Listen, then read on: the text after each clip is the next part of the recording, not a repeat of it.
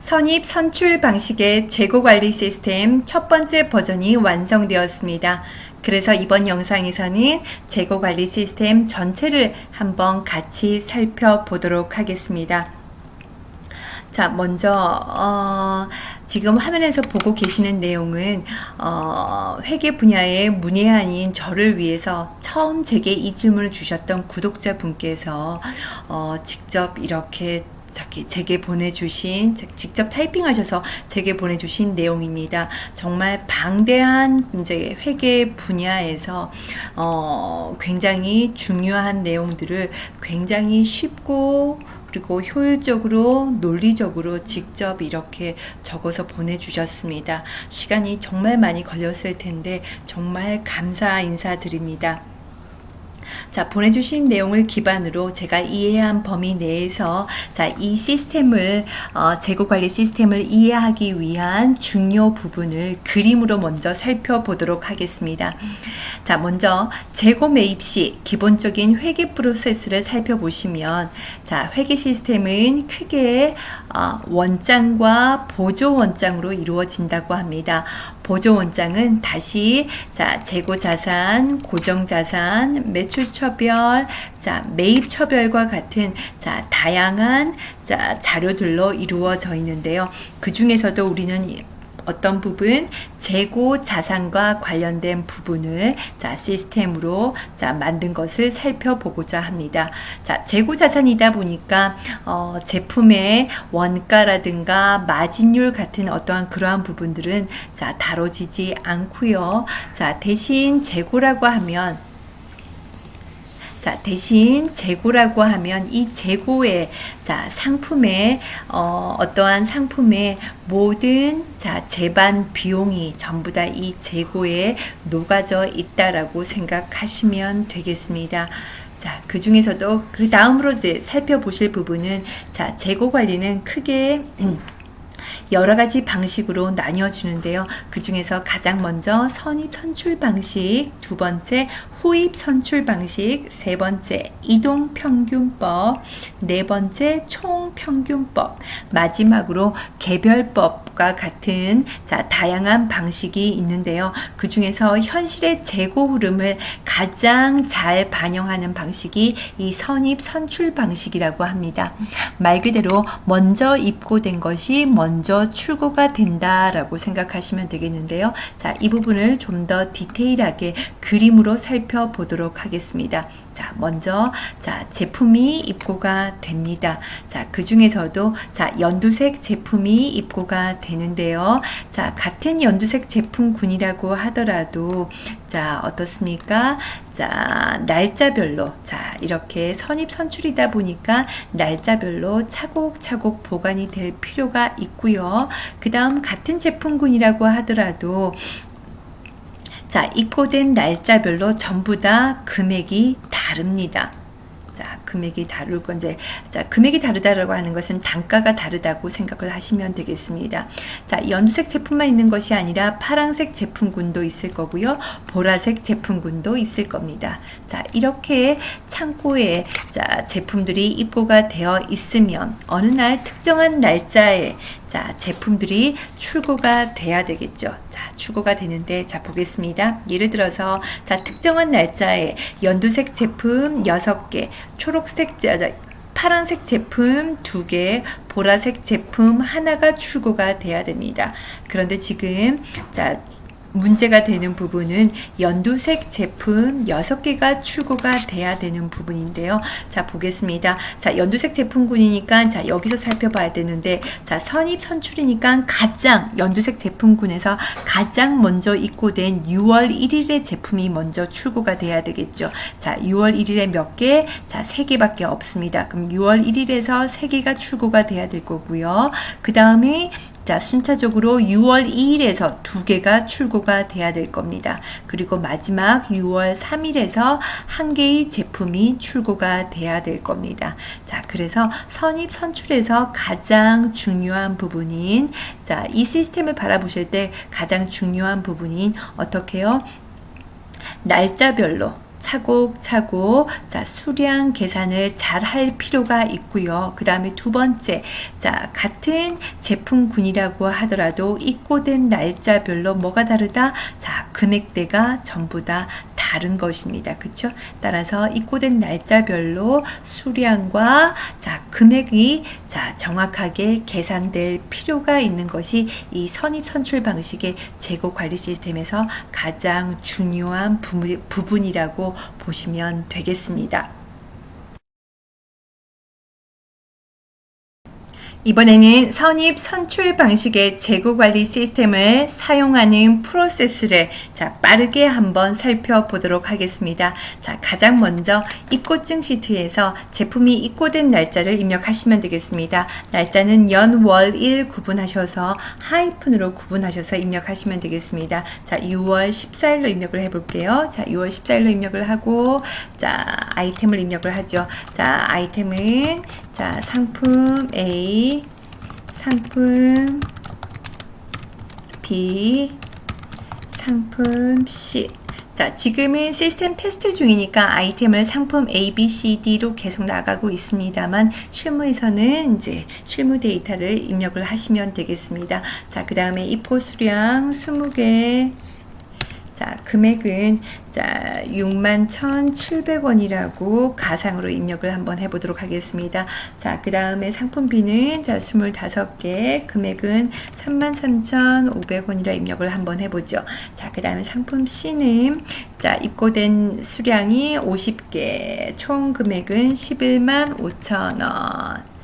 자, 단가는 라운드 함수를 사용을 하도록 하겠습니다. 라운드 함수를 사용하셔서 자, 금액 나누기 자, 입고 수량 하셔서 계산값을 정확도를 유지하기 위해서 라운드 함수를 쓰셔갖고요. 소수점 이하 5째 자리까지 보여지도록 자, 이렇게 수식을 입력을 했습니다. 자, 수식을 입력을 하고요. 자, 이렇게 해서 자, 아이템, 단가, 입고 수량, 금액까지 입력을 했고요. 그 다음에 자, 재고 관리 시스템에서 단가와 금액이라고 하는 것은 어떻다고 말씀을 드렸습니까? 앞쪽에서 자, 재고 관리 시스템에서 단가와 금액이라고 하는 것은 그 해당 제품의 모든 제반 비용이 전부 다 녹아 있다라고 생각을 하시면 된다라고 말씀을 드렸었죠. 그쵸? 자, 이렇게 하셔서 자, 제품에 관한 정보를 입력을 하신 다음에 입고증 등록 버튼을 누르게 되면 자동으로 자, 어떻게 해요? 자, 이렇게 6월 14일 입고증이 등록 완료되었다라고 하는 메시지 박스가 뜨면서 취합 시트에 자, 데이터가 입력이 됩니다. 그리고 원장에도요, 자동으로 데이터가 입력이 됩니다. 특별히 건들 부분은 없습니다.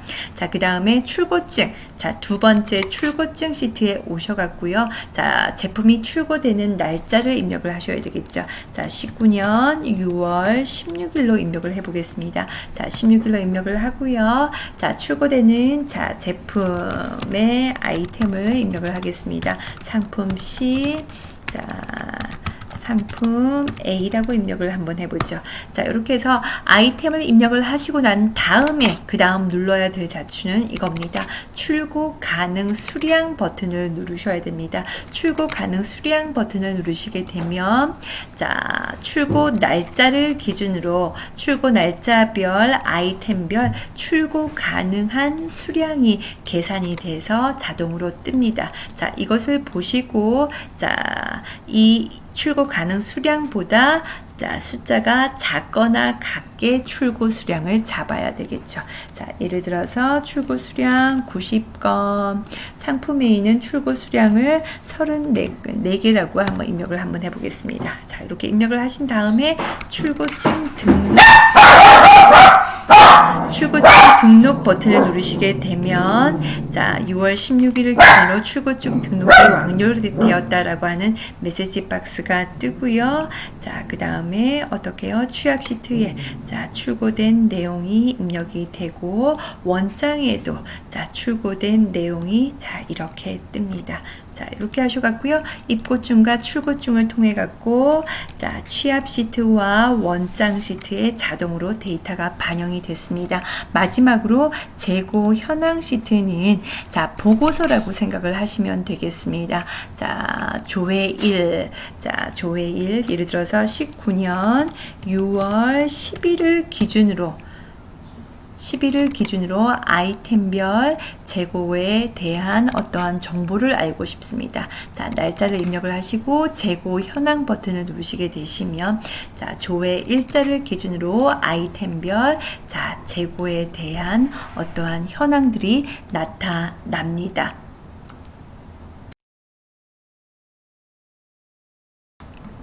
이번에는 선입 선출 방식의 재고 관리 시스템에서 중요한 부분을 조금 더 디테일하게 살펴보도록 하겠습니다. 자, 먼저 취합 시트를 먼저 볼 텐데요. 자, 취합 시트는 이 시스템에서 가장 중요한 시트로서 데이터가 누적이 되는 시트입니다. 그리고 자, 100% 자동으로 계산되어지는 부분이므로 유저가 전혀 건들 필요가 없습니다. 대신 약간의 설명을 덧붙이면 여기 아이템이라고 하는 부분은 자, 제품의 뭐 대분류나 중분류가 입력이 되는 곳입니다. 자, 지금은 프로그램의 테스트상 상품 A, B, C, D로 가고 있습니다만 자, 현업에서는 자, 실제 실무의 품목의 이름이 입력되어지겠죠. 그 다음에 어디를 살펴보셔야 되냐면 품목별, 가격대별, 식별 코드는 자, 이 또한 자동으로 계산이 되어지는 곳인데요. 자, 이것은 어떻게 계산이 되어지냐면 아이템과 자, 단가라고 하는 필드를 서로 앰퍼샌드로 연결하는 수식이 들어갑니다. 자, 그래서 지금 보시면 같은 상품 A라고 하더라도 자, 지금 보시면 어떻습니까? 단가가 다르죠. 그쵸? 자, 그래서 이 부분을 나중에 자, 선의 선출의 관계를 유지하면서 단가를 계산하는 부분에서 굉장히 중요한 부분으로서 자, 식별 코드를 만들기 위해서 자, 아이템과 단가 필드를 사용을 했습니다. 자, 자동으로 계산되어지는 부분이니까 네, 신경 안 쓰셔도 되고요. 자, 그 다음에 입고증을 보시면 아까 우리 입고증에서 자, 필요한 정보를 입력을 했습니다. 자, 그렇게 해서 자, 요거 가기 전에요. 자, 먼저 취합 시트를 보시면 자, 취합 시트에 자, 지금 현재 25행까지는 어떻습니까? 프로그램 테스트 중에는 25행까지 데이터를 살려두셔요. 누적 데이터가 없으면 테스트를 진행하기가 어려워서 그렇습니다. 실무에서는 지우셔도 되겠죠. 자, 어쨌든 자, 지금 취합 시트에는 어떻습니까? 자, 6월 11일까지 데이터가 입력이 되어 있습니다. 자, 그거 기억해 두시고요. 자, 입고증에서 필요한 부분의 정보를 입력을 하시고 난 다음에 입고증 등록 버튼을 눌러보면 어떻습니까?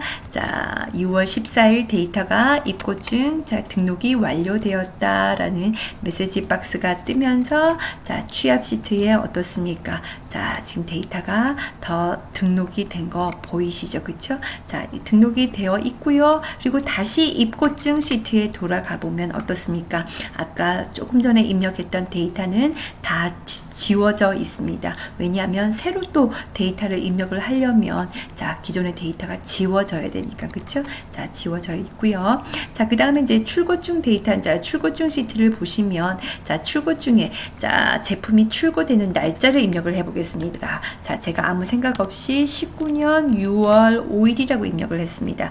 6월 5일이라고 입력을 하고 엔터를 치게 되면 어떻습니까? 자, 메시지 박스가 뜹니다. 출고일은 2019년 6월 14일보다 작아서는 안 됩니다. 라고 뜨는데요. 여기서 6월 14일이라고 하는 자, 날짜는 자, 어디서 나온 거냐면 자, 취합이라고 하는 시트에서 어떻게 해요? 날짜 필드에서 가장 최근 날짜를 가지고 온 겁니다. 자, 선입 선출. 자, 선입 선출 관계가 깨어지지 않기 위해서는 자, 이 출고증에 자, 출고일은 취합일에 자, 취합 시트에서 어떻게 해요? 가장 최근 날짜보다 자, 가장 최근 날짜보다 이 출고일이 어떻게 해요? 자, 크거나 같아야 됩니다. 그래야지만 선입 선출 관계가 깨어지지 않기 때문입니다. 이 취업 시트의 자, 데이터는요, 어떻게 해요? 여러분 저기 입고 중에서 날짜 신경 안 쓰고 입력을 하시게 이제 신경 안 쓰고 입력하셔도요.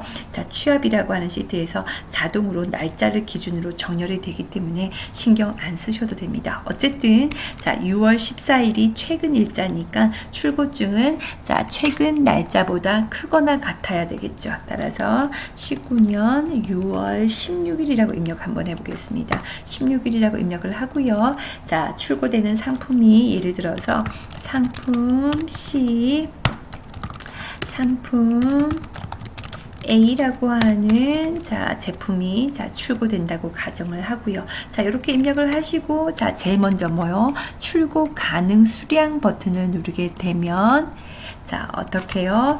자, 출고일, 이 날짜를 기준으로 자, 아이템별 출고 가능한 수량이 계산이 돼서 뜹니다. 자, 이 계산은 어디서 나오는 거냐면 자, 취합이라고 하는 시트에서 자, 누적된 데이터를 가지고 계산이 되는 겁니다. 자, 그래서 상품 C 같은 경우는 출고 가능 수량이 105잖아요. 근데 제가 모르고 200이라고 입력을 했어요. 자, 200이라고 입력을 하면 어떻게요? 자, 출고 가능 수량, 그쵸? 이거보다는 클 수가 없다라는 메시지가 떠서 자, 유저한테 정확하게 알려주고 있습니다. 자, 그럼 여기다가 90건이라고 입력을 한번 해보죠. 90건이라고 입력을 하고 상품 A는 34건이라고 입력을 한번 해보겠습니다. 입력을 하고 출고증 등록 버튼을 누르게 되면 어떻습니까? 자, 이렇게 메시지 박스가 뜨고요. 자, 어디에요?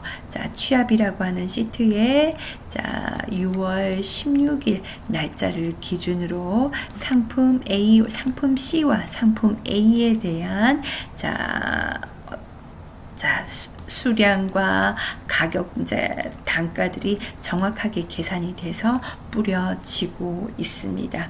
그쵸? 자, 그리고 다시 출고증 시트에 와보면 어떻습니까? 이미 취합이라고 하는 시트에 데이터가 등록이 됐기 때문에 출고증 시트에는 기존에 입력된 데이터들은 다 지워진 상태입니다.